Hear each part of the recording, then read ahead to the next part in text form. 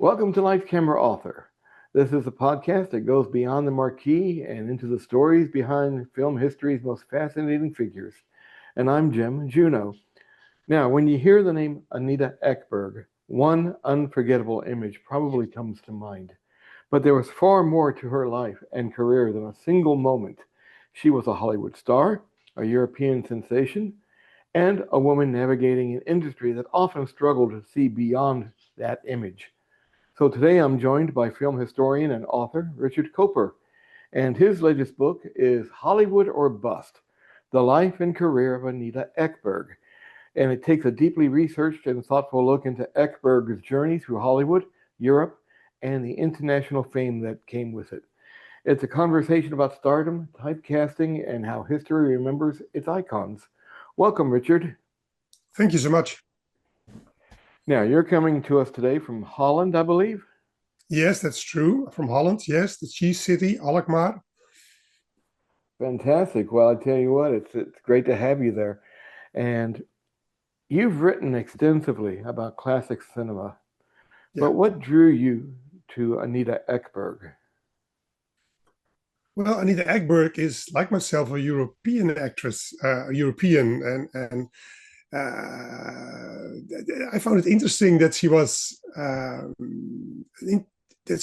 accustomed to the American way of life, being from Sweden. And I wanted to know about how she adjusted herself and how she managed to become so famous in the American movie business. Oh, okay. And what did you find? Now, was there a moment in your research when you realized that her story, her life story or career story, had been oversimplified or maybe misunderstood? Yes, like many of the Hollywood blondes, the typecasting, and now she fought against it, being stereotyped as the blonde bombshell. And looking at her movies, really, they're very different. She played comedies, dramas, and adventure films, quite different from the parts Marilyn or, say, Jane Mansfield were typecasting. So she was her own persona. That's right, she was. And she had and like Marilyn Monroe, there was also a mind behind all that beauty, wasn't it? You mean like how the studios push these women into these roles? Yes, I mean, it was basically basically the studios had one Yeah, mindset in mind. yeah. And each studio, of course, especially when Marilyn gained fame through Gentlemen Prefer Blondes, each studio wanted to have their own blonde bombshell. But the funny thing is that Anita Ekberg was never really under contract or built up by a studio. She signed a deal with Columbia to make a couple of pictures, and with Paramount, of course, but she never was built up by a studio like Jane Mansfield or Marilyn were, or Kim Novak at Columbia. That's so she was almost working for herself and building her own persona without the help of studios and publicity men. Now, her career, it took a very different shape once she began working in Europe. And I mean, a lot of people think that the only movie they associate with her is La Dolce Vita. Of course, yeah. And why do you think that single image um, came to define her? It's a very strong image, of course. It's also a movie made at a time that many American actors went to Italy to film there. So Federico Fellini was a name already in the world of filmmaking. And it's a strong picture about La Dolce Vita, that time in Italy with the paparazzi and everything. And it resembled her own life. Some people say she played herself, which of course isn't true, but she's played the American blonde movie star. And that's the way people remember her. So it emphasized her image, I think. I see. Yeah. Now, did she gain more creative freedom overseas? I think so. I think she chose her own parts and chose with whom she wanted to work. And there were some very good directors and actors, Vittorio De Sica Dino Risi. So she worked with very talented people, and but unfortunately, that those movies weren't broadly seen in America or overseas. So she was a big name in Europe at the time in the early 60s. Your book, Hollywood or Bust, is clearly grounded in deep archival research. Yeah. So, what was the most challenging part of researching Anita's life? Well, as you may not expect, maybe, but finding sources in Europe is much harder than finding sources in America. Everything is so well documented in America. The whole film history. I always visit Los Angeles, the Margaret Herrick Film Library, and they've got everything. It's like heaven for me. I give a name and I get a map, a folder with all clippings and stuff, and press books and interviews, and so it's hard to find good sources in Europe, especially for an actress like Ekberg, who came from Europe. I remember one time, it's funny you should say that because I remember one time I was in London Mm-hmm. and I was at the newspaper museum or the news, whatever, I think it's what it was called. And it amazed me that nothing was digitized.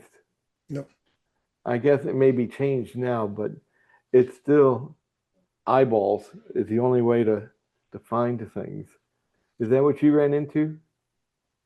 Yeah, but I also think American culture is very connected to movie culture. Hollywood is an institute, and it's a business, and it's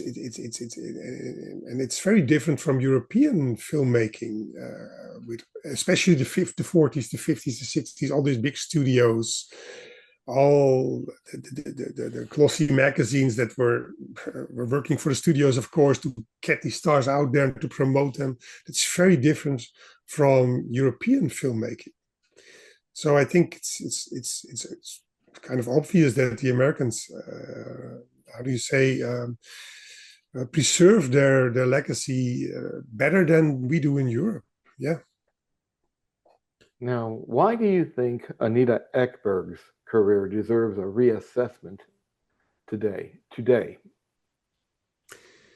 Because she really, well, why does she serve a reassessment? Because, like you said, many people just think of her as the woman from La Dolce Vita in the Trevi Fountain, and maybe if they get to know her better, the Boccaccio 70, the other Fellini film. But then it stops. And that's unfair to her because she really had there weren't the A movies like Mike Mansfield made in the beginning, or Monroe was casting, or Novak, but she made some good movies at RKO and with Bob Hope, of course, which are really nice comedies. And she did many different parts, like in Valerie, more dramatic. So she really showed what she had to offer, and she was learning her craft. And in a time when women, especially voluptuous blonde women, were very looked down upon too, and considered as dumb blondes. And she fought against that too. So she's a very interesting character. Mansfield, of course, fought against her being stereotyped, but embraced it at the same time being a caricature of herself. But Ekberg always spoke out against being stereotyped. And that's why she was found to be difficult, because she wanted her craft to be taken serious, and the people she worked with to take that serious, also the actors she worked with. And that's why she was found to be haughty or arrogant on the film set, and accused of diva behavior, which isn't what it was. She was very, very professional in a way.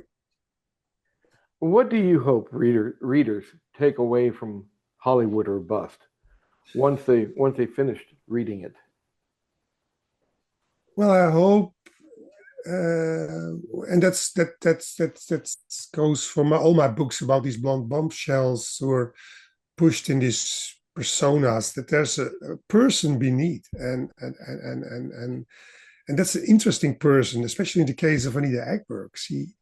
So I hope people can see both a hardworking actress, a lady, a good-looking lady, who was being immediately directed to the sexy parts and who fought against it. And I think that's a story that still goes on in Hollywood after all these years. How women have to fight to get good parts, and now they have to fight to be seen after they turn 30 years old, which is ridiculous, really. But it's what it is. And Anita really stood up, and I found it really funny how she couldn't care if Howard Hughes got a no or Frank Sinatra. She just said no when she didn't accept what they proposed to her.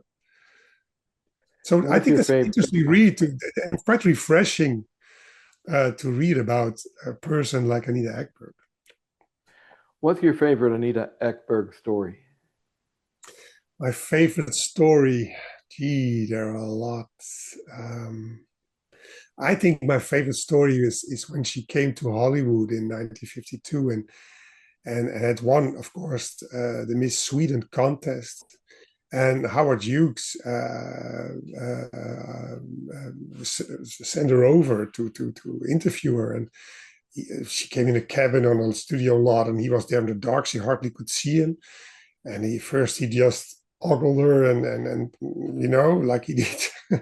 And then he came up with changing her name, changing her feet, changing this, changing that, and she said, "I think I have to leave." She was just in Hollywood. She was there to be the next Monroe or whatever. And she said, "No, not like that. I won't change my name. I won't let you change my appearance. This is it."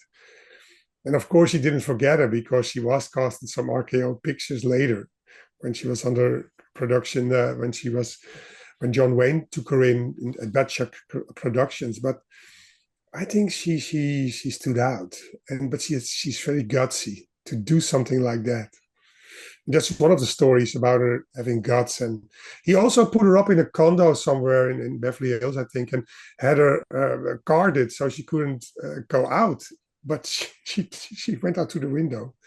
She got out anyway. So Now, I find it really funny and and she refreshing. died. She died about, I want to say, about 10 years ago, Mm-hmm. and 2015. That's what. Yeah. Yeah, almost 10 years to the day that we're having this interview. Oh, really? Yeah. But yeah, January 11th. But if she was alive today, what do you think she would want people to finally understand about her life and her career?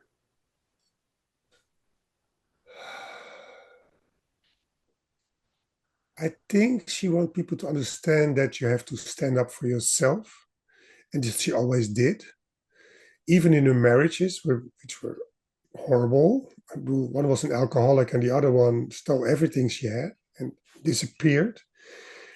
And that she always stood up for herself and always picked up from where she left off, and rebuilt a career, her life. I